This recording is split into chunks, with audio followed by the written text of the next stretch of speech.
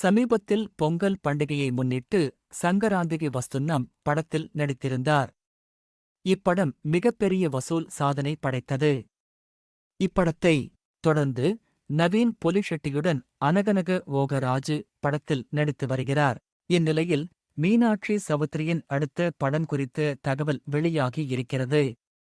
அதன்படி நாக சைதன்யாவின் 24வது படத்தில் மீனாட்சி இணைந்துள்ளதாக கூறப்படுகிறது. விரைவில் இதுகுறித்து அதிகாரப்பூர்வ அறிவிப்பு வெளியாகும் என்று எதிர்பார்க்கப்படுகிறது.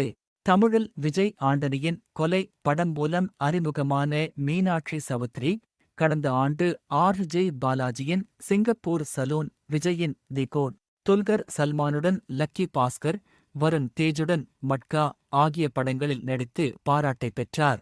கார்த்திக் தண்டு இயக்க உள்ள இப்படத்தை ஸ்ரீ வெங்கடேஸ்வரா சினி சித்ரா மற்றும் புஷ்பா பட இயக்குனரின் சுகுமார் ரைட்டிங்ஸ் இணைந்து தயாரிக்கின்றது.